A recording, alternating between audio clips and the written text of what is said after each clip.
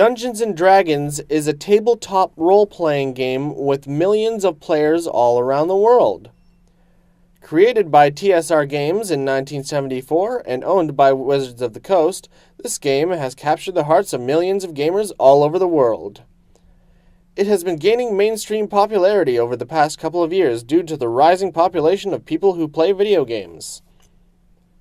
Many shows, such as Stranger Things, have adopted Dungeons & Dragons into their world to use as a way to develop the plot. A lot of the races in these worlds are inspired by J.R.R. Tolkien's Races of the Middle-earth from The Hobbit and the Lord of the Rings series. Most notably, dragons, halflings that are actually hobbits, orcs, dwarves, and half-elves.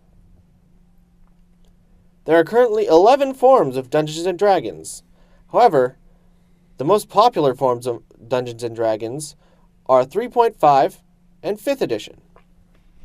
It has gotten to the point where forgotten editions, or editions that have stopped development, have spawned spin-off versions of the game to continue to develop things for it.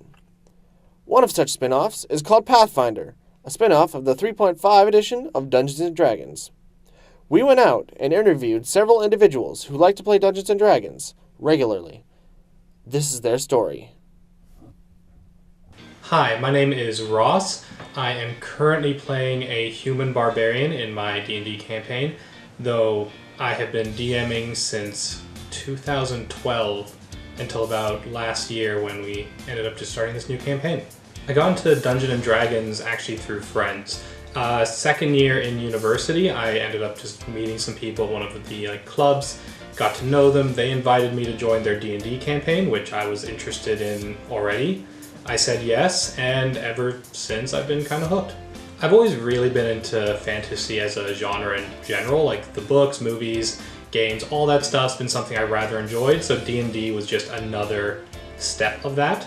On top of that, any sort of role-playing game or, a bit of something where you can be someone else, something else, and have a little fun with some, abilities you don't normally get to use in real life, or a little escapism is something I enjoy, and if anyone else likes that, they should definitely get into D&D, because it's just a fun hobby.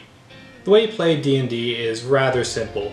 You just start off with a character sheet, and you pick out a class, a race, and this sort of generates the abilities you'll have, the strengths and weaknesses of your player, and then quite simply when you want to do something, you roll a dice, and depending on the number you roll, stuff happens. It's not complicated and when you start off, but it can get much more detailed if you get into the nitty-gritty.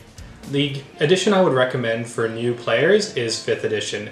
It's the newest version of Dungeons & Dragons. The rules are much more streamlined and allows for a very pick-up-and-play kind of session without having to worry so much about the immense rule sets of, say, 3rd edition or the oversimplicity of 4th.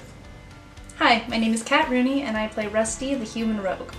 I first got into it in high school. I was actually in a band, and afterwards the rest of them were going to go play with a friend who had been DMing since, he'd basically been playing since he was a kid because his dad was into it, and he invited them to come, and I was just new, but I was like, hey, I might be interested, and they were like, a girl? Okay. And even though it was really complicated because there's a lot of math and stuff, I had a lot of fun, and I kept coming back, and then I kind of transitioned with some of those people into university, and I'm still here doing it now. Why would you recommend playing Dungeons & Dragons to somebody who hasn't played before? I feel like Dungeons & Dragons is a really big confidence booster, which seems kind of silly because everyone's like, oh, it's that nerdy thing that only nerds in basements do. But it lets you do a lot of things you can't normally do. And it feels good. Like, sometimes you're going to do badly and sometimes you're going to fail, but a lot of times you're going to succeed and you're going to do a cool flip or get a cool kill or just basically, do things outside of your normal abilities, and it feels really good. And, it's a good way to, explore parts of yourself that you don't know about through different characters. I think it's the same way that writers do or artists do. It's exploring something in the safety of fiction without having to commit to it. You can play an evil character and be like, ooh, what's it like if I take no shit? Or you can play a really religious character and you're like, ooh, what's it like when I'm really committed to something? And it's just a really good way to know about yourself and feel good about yourself.